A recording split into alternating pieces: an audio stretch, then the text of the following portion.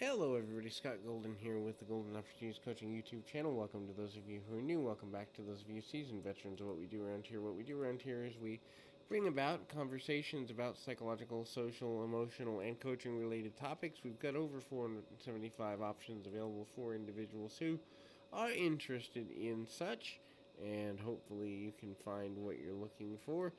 Please like, subscribe, comment below if there's something you find that's useful to you.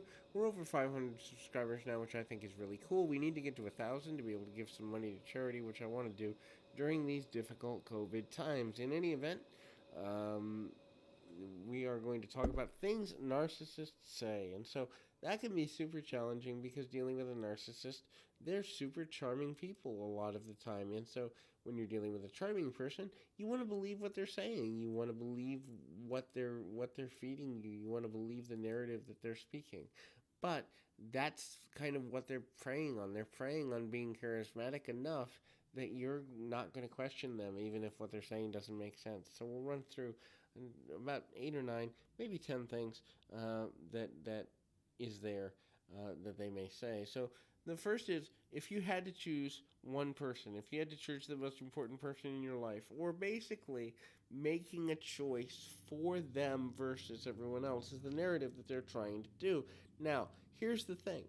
They're trying to see how indoctrinated they have you at this point. They're trying to see if they are the most important person in your life. If they are, they know they can get away with more because, well, would you want to lose the most important person in your life? Of course not.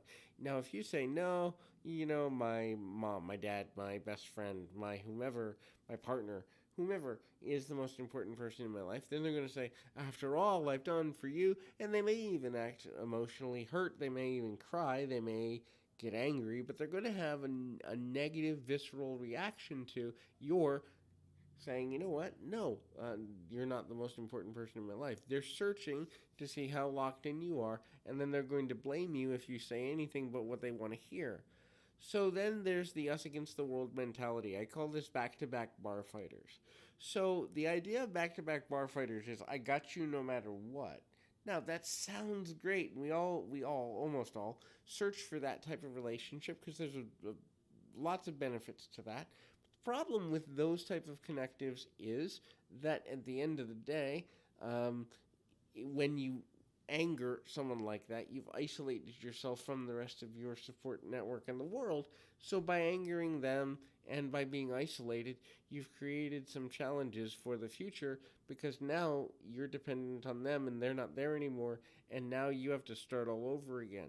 The blaming and overreacting and gaslighting you when you get upset is the next thing that I would talk about here, because they don't want you to have emotions that aren't in line with things they agree with, and things they agree with, they're only going to agree with things that make them most happy. So if you express any degree of consistency of negative emotions, they're going to blame you and try and shame you into, you're so emotional, you're so dreary, you're so this, and it's always you're so.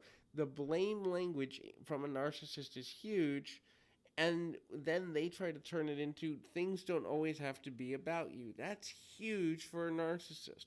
They will turn things back on themselves by blaming you for requiring too much, needing too much, expecting too much, maybe holding them accountable and it's uncomfortable, or anything of that general nature. The idea behind that is when you begin to be naturally inclined to downplay yourself and your importance, the narcissist then has power.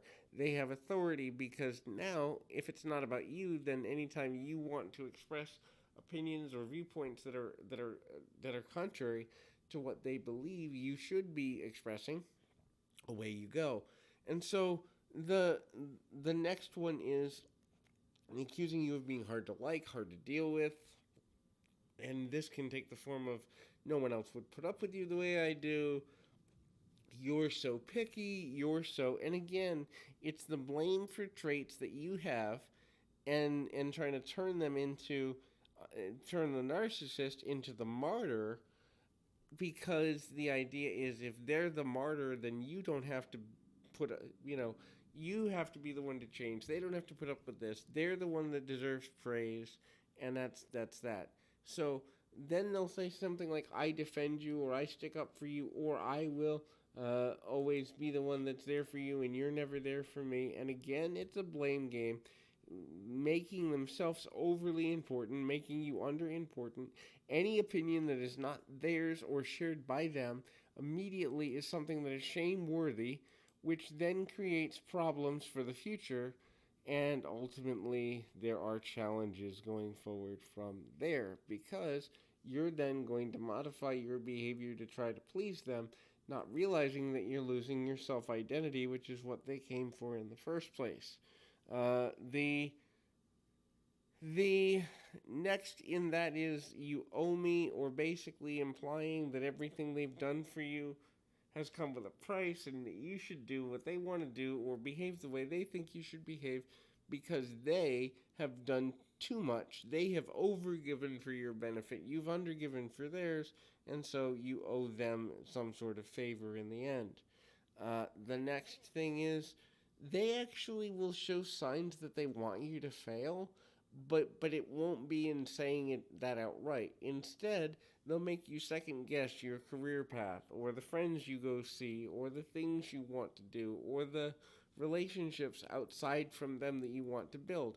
They'll make you second guess because the more isolated you are, and the more dependent on them you are, and then therefore the more you have to check with them over everything, the more power they have. The next is uh, telling you, doing the comparison that they're the best and they only want the best for you because they love you. This is the final one and probably the most damaging. If you start to believe that the only person that can love you is the narcissist, they have their traps fully 100% in, because then your value as a person is determined by their experience, and that becomes super, super harmful because it leads to further self isolation and also lots of self esteem related challenges. So, in any event, keep your feet on the ground, your mind in the moment. Till next time, everybody.